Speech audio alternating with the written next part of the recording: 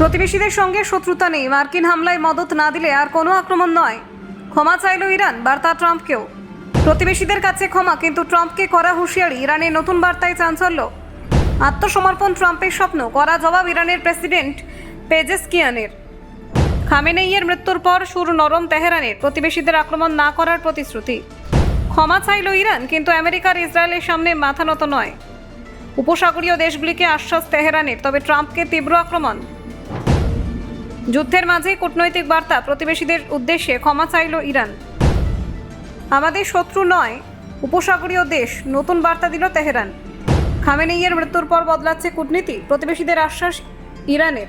দেখুন, মধ্যপ্রাচ্যে উত্তেজনাপূর্ণ পরিস্থিতির মধ্যে নতুন করে কূটনৈতিক বার্তা দিল ইরান। প্রতিবেশী দেশগুলির উদ্দেশ্যে ক্ষমা চেয়ে গুরুত্বপূর্ণ ঘোষণা করেছেন ইরানের প্রেসিডেন্ট মাসুদ পেজেশকিয়ান। তিনি জানিয়েছেন, ইরানের ওপর যদি কোনো মার্কিন বা ইসরায়েলি হামলায় প্রতিবেশী দেশগুলির সহযোগিতা না করে, তবে তেহরান আর তাদের ওপর আক্রমণ চালাবে না। এই ঘোষণার মাধ্যমে উপসাগরীয় অঞ্চলের দেশগুলির সঙ্গে উত্তেজনা কমানোর চেষ্টা করছে তেহরান। প্রেসিডেন্টের কথায় উপসাগরীয় অঞ্চলে দেশগুলির সঙ্গে ইরানের সরাসরি কোনো শত্রুতা নেই, বরং ভুল বোঝাবুঝি এবং যুদ্ধ পরিস্থিতির কারণে গত কয়েকদিনে উত্তেজনা তৈরি হয়েছে। সম্প্রতি এক বড় ঘটনার পর থেকে মধ্যপ্রাচ্যের রাজনৈতিক পরিস্থিতি আরও জটিল হয়ে উঠেছে। মার্কিন যুক্তরাষ্ট্র এবং ইসরায়েলের যৌথ হামলায় নিহত হয়েছেন ইরানের সর্বোচ্চ নেতা আলী খামেনেই। এই ঘটনার পরে ইরানের প্রশাসনিক কাঠামোয় বড় পরিবর্তন আসে।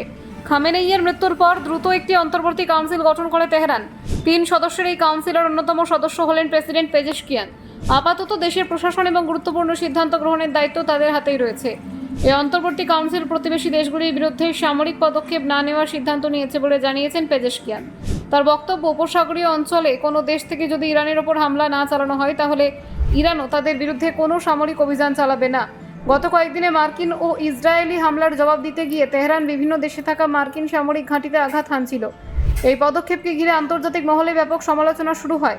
অনেক দেশ অভিযোগ তোলে যে ইরান অপ্রয়োজনে শান্তিপূর্ণ দেশগুলিকে যুদ্ধ টেনে আনছে। তবে এতদিন পর্যন্ত তেহরান তাদের অবস্থান থেকে সরে আসেনি। ইরানের দাবি ছিল, এই সংঘাত তারা শুরু করেনি, বরং মার্কিন যুক্তরাষ্ট্র এবং ইসরায়েলই প্রথম হামলা চালিয়েছিল। তাই আত্মরক্ষার জন্য পাল্টা আঘাত করা তাদের বাধ্যতামূলক হয়ে উঠেছিল। এবার অবশ্য কিছুটা নরম সুর শোনা গেল ইরানের তরফে। প্রেসিডেন্ট পেজেশকিয়ানের দাবি, সামরিক বাহিনীর মধ্যে ভুল বোঝাবুঝি এবং দ্রুত সিদ্ধান্ত নেওয়ার কারণেই কিছু ক্ষেত্রে পরিস্থিতি উত্তপ্ত হয়ে উঠেছিল। তিনি স্পষ্ট করে বলেন, ইরান অযথা কোনো প্রতিবেশী দেশের বিরুদ্ধে আক্রমণ চালাতে চায় না। এই পরিস্থিতির মধ্যে কঠোর বার্তা দিয়েছেন মার্কিন প্রেসিডেন্ট ডোনাল্ড ট্রাম্প। শুক্রবার তিনি জানান, ইরানের উচিত নিঃশর্ত আত্মসমর্পণ করা। এরপর নতুন নেতৃত্ব নির্বাচন করে দেশের উন্নয়নের পথে এগোতে আমেরিকাকে সাহায্য করবে বলেও মন্তব্য করেন তিনি। ট্রাম্পের এই বক্তব্যের তীব্র প্রতিক্রিয়া জানিয়েছে পেজেশকিয়ান।